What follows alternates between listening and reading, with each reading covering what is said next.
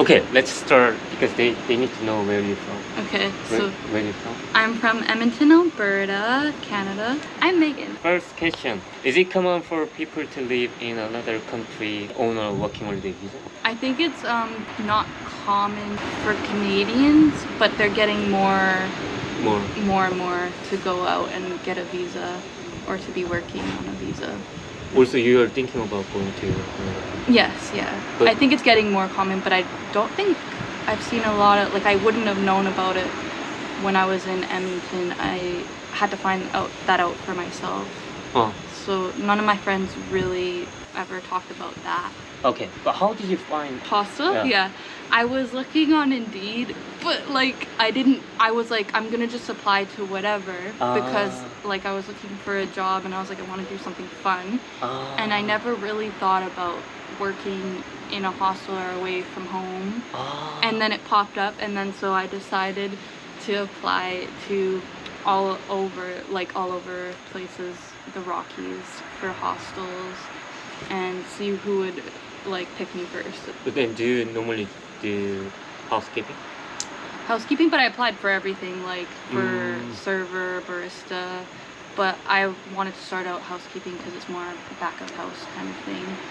Well, you don't want to talk. I don't like customers. Okay. Okay. If we're being honest, yeah. Okay. Okay. Have you met any people who doesn't speak English well?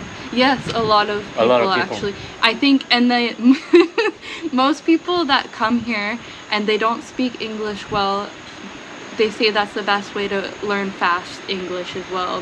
Is like just putting themselves in the situation, and then they have to like basically fend for themselves and like to survive to know English, and they learn better.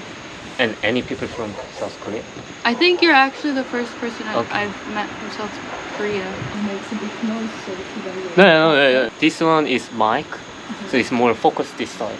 really? Yeah, so this side they don't normally catch. And I want to know, what was your favorite place in Canada?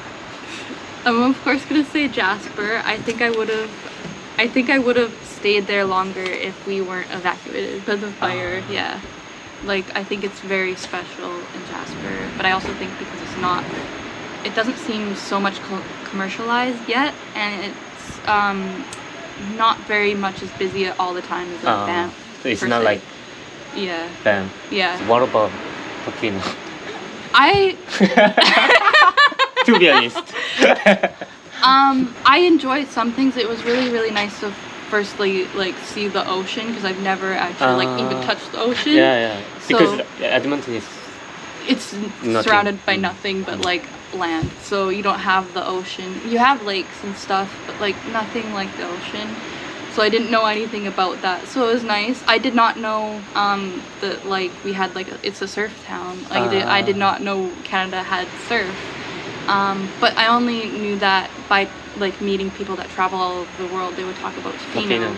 but I wouldn't know otherwise because when I am from Edmonton, I just never really thought of anything outside of that. so Edmonton is they don't know well about Tofino. I don't think so. I think because people from Edmonton are more business oriented. They are more like the straightforward life, like usually like you'll have kids, you'll get married kind of thing.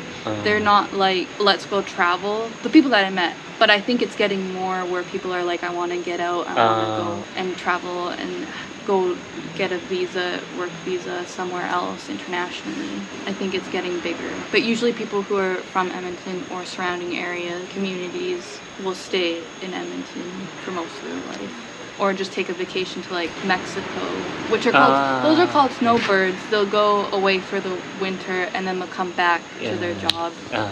and when it's nice. Have you been? To Mexico? No. Okay. I really, really want to go. Okay. Though. Yeah. Same, but it's still too far. It's too far.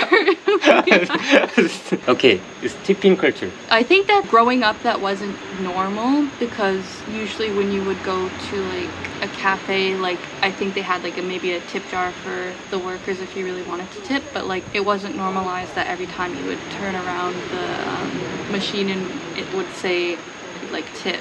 Like I think that's weird. I only ever when I was like growing up saw like restaurants more have that, and I mean I guess since growing up in Canada, I'm like, I am following that culture, so I'll still do tipping for like restaurants, but sometimes in like places like Starbucks, I don't understand. Like- But let's say you go to Toffician and ordering pastry and coffee, do you tip? I do tips because I do like them, and I feel like I understand like the wages here and everything. So I'm like, I will tip. I mean, I don't know, even when I was in the UK, I hate tips. UK is not tipping culture, Yeah. but sometimes you have to do it. So I don't In like the UK? I didn't understand. Here, I feel like it's mandatory. I got a lot of tip when I was in Jasper. Nowadays, I don't think. I just give tip. I was told in tourist area, they normally tip because they come for vacation. Workers, they're working while other people traveling. Yeah, yeah. So money, it doesn't tell anything, but they kind of appraise your Yeah, work. So yeah. and then I have kind of evidence because Starbucks, no one tip Yeah, at Starbucks. yeah. But I was working at Starbucks in Jasper, but I got a lot of A lot tip. of tip. I do agree it is hard not to tip for me because when I started out like going to places, you just tip. But I do find it easier to not tip in places like Starbucks and like other places like that, big corporations, because it's like we never used to have to. Like I feel okay, you don't have to now, but I feel like you have to kind of now. Okay, let's Okay. move on. Let's go. This one is it was the last. Now we are more talking about